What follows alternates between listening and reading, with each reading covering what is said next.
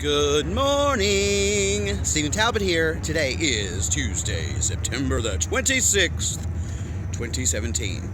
And as you can probably tell, I decided to do my video this morning.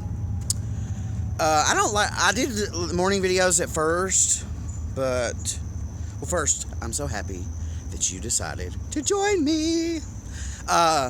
I did videos at first in the morning, but then I decided, like, I always look so sleepy. Honey, she needs to wake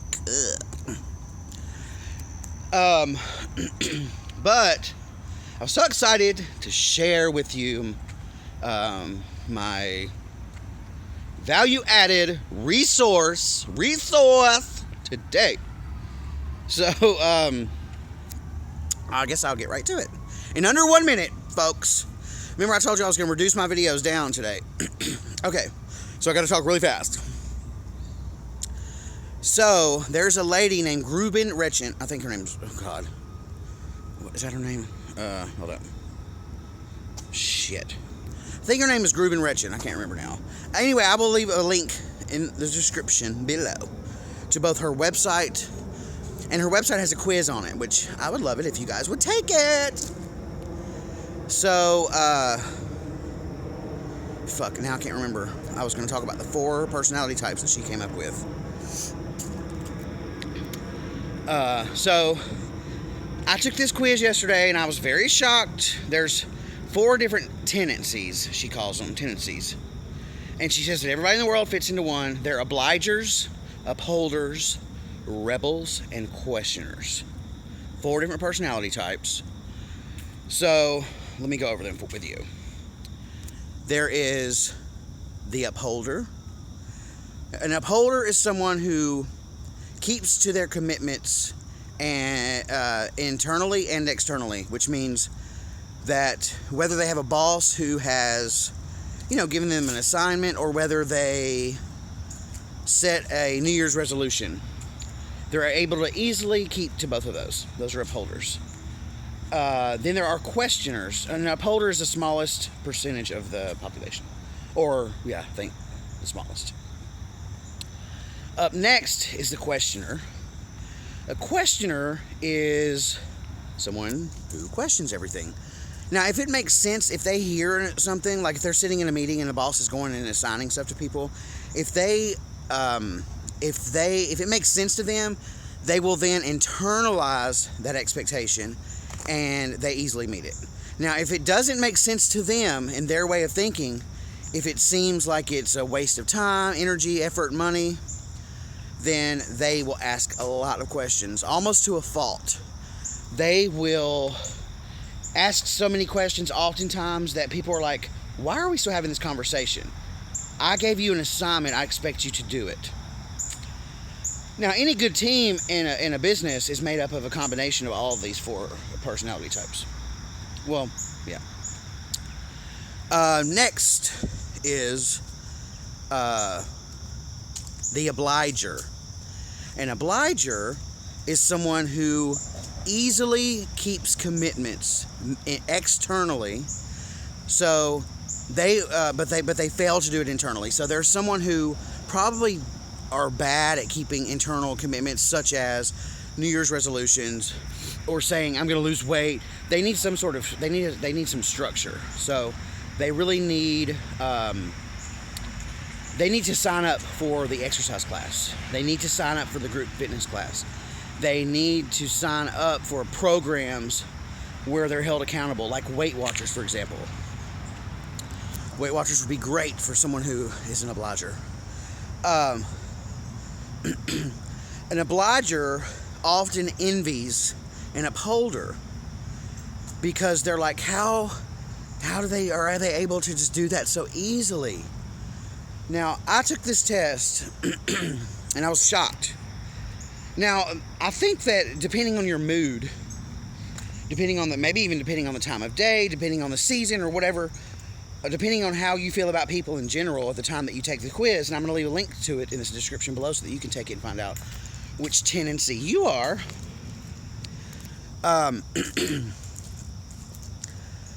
think that your tendency can change. I believe she says that the author says, by the way, I did not read her book.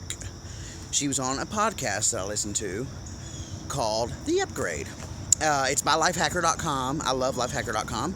Life, L-I-F-E, hacker, H-A-C-K-E-R, lifehacker.com /podcast if you want some more information about that. The website in general is awesome too. I always read articles on there. Anyways, they had the Lifehacker team, Lifehacker people, the people over at Lifehacker had Gretchen Rubin on their podcast, and she was talking about these 4 tendencies that she sort of discovered. And so anyway, I was taking the test, and it's funny because I think it was the very first question was like, it's questions like, do you tend to make New Year's resolutions, and how easy is it for you to do this? A, I agree. B, I disagree, and shit like that. So what's so funny though is the very first question I thought, my immediate thought was, who the hell is this bitch? Who is this bitch? She ain't nobody. Who is this bitch to try to ask me a question and reduce me to a tendency? She doesn't know me. She doesn't know my life. That's my first thing. So I immediately thought, I'm a questioner. No doubt about it. I'm absolutely 100% a questioner. But I'm not. I am actually, this is crazy, I am an obliger. I mean, I'm an upholder. I'm an upholder. I keep internal and external commitments easily. Now, I personally don't think that I was always this way. I'm sure my friends and family can tell you about many times when I committed to something. Well, I think over time I learned not really to give a hard yes or a hard no when someone would invite me to a party or to go out to eat or whatever. I think I did that specifically so that people didn't see me as someone who didn't keep commitments. But I think the reality of it is that my ex-partner or the person that I was with or the people that I've been with heavily influenced my ability or I mean, I'm not going to say it was their fault, but I allowed them to heavily influence my ability to keep commitments, or not to keep commitments, but to definitively give someone an answer, to commit in general, not to keep commitments, but to commit in general. So I learned not to say, yes, I'll be there. I would always say, well, maybe, I'll see how I feel, which is better than just saying, yes, I'll be there and not showing up, right? And I also was constantly late. And again, I don't want to blame my tardiness on others, but it's sort of because I allowed this stuff to happen. But it's sort of difficult to show up somewhere when your ex-partner is out in your car, who was supposed to be back hours ago. So I find already, just in the past few months, as I've been separated from my ex-partner, that I am a man of my word, and I am someone who keeps his commitments. I'm someone who makes commitments, and I'm definitely someone who is on time.